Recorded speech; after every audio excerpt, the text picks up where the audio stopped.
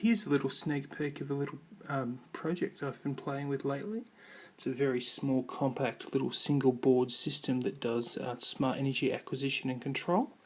It is basically just plugged straight into the 240 volt cable you can see there, and it's plugged into a little lamp as a test load. It's a very small board. It's about the size of a box of matches, slightly longer at the end, so it's maybe about 1.5 times the length of a box of matches.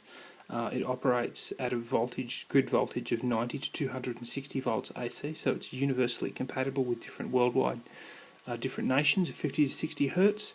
It supports a maximum load relay current of up to 16 amps. At the moment, it's transmitting packets back to my 802.11 wireless LAN, as you can see there when the blue LED is flashing once every 2 seconds. Connects to standard Wi-Fi networks, so you don't need any other infrastructure, no Zigbee gateways, no extra external sensors, no external power supplies. All you need is existing Wi-Fi that everybody has, and everything you need is on this board ready to go. So you can easily retrofit it to an existing system, just plug it into a power point, or you could hardwire it into a junction box for, say for example, for your AC or your hot water service, something like that, and just plugs into your existing stuff and turns your stuff into internet stuff. So here we'll just have a quick look at the PC so we can see what's going on the server.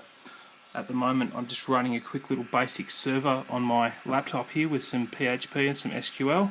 You could use a web service such as Smart Energy Groups or Zively or whatever they're calling it this week, Patch Bay or whatever. Personally, I'm not an expert in making beautiful, sexy web services. Maybe you are. So maybe you could do a much better job than the quick thing that I bashed together as a test. So here you can see the data feeds that are coming in from the device. You can see current, voltage, temperature coming in. Current is a little bit dodgy at the moment because it's a little bit noisy, and I'm only grabbing an int to hold the current in amps, and with a 130 milliamp CFL it's a little bit noisy, needs a bit of work. The voltage you can see there is very accurate, 248 volts RMS AC. I just tested that in the PowerPoint with a multimeter, and at my place at the moment that's pretty much spot on what it's supposed to be. That temperature is a little bit high, but in this room at the moment it is quite hot in here, so that's probably easily up into the 30s in my little attic upstairs room here. This is just a quick little PHP SQL database that I've bashed together, little table. So if I hit show report, it should get an update. There you go. So it's just got the latest values that's coming in once every couple of seconds. I can do an insert command, insert a relay toggle.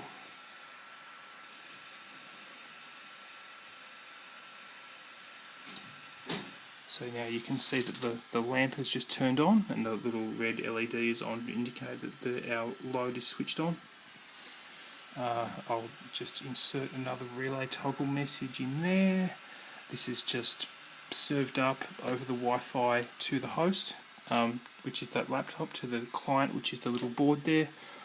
This is just getting its IPv4 address via DHCP. It's just another device on the Wi-Fi network. Turn that back on.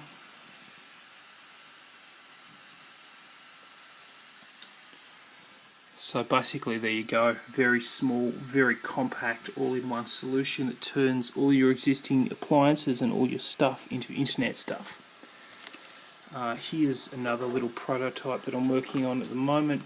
This is very similar, much the same thing, except it doesn't use Wi-Fi. It uses an 802.15.4 radio, so it's still a 2.4 gigahertz radio for wireless comms, but this is something you might use with things like 6LoWPAN, 802.15.4, Zigbee, that sort of stack, so you can have an IPv6 mesh network right down to the device using an operating system such as Contiki. This is a little bit smaller and a little bit more power efficient than the Wi-Fi version because I've removed the Wi-Fi radio, and 802.15 mesh networks are typically a lot more power efficient. But even with Wi-Fi, the switch mode power supply we're using here is drawing about 1 watt to 1.5 watts out of the wall, and that's driving the Wi-Fi. So you're consuming a tiny little bit of extra power, but not much. Obviously a little bit of power is needed for comms. but takes a little bit of energy to improve energy efficiency in building automation applications like this, but it's pretty efficient. So there's a quick little sneak peek.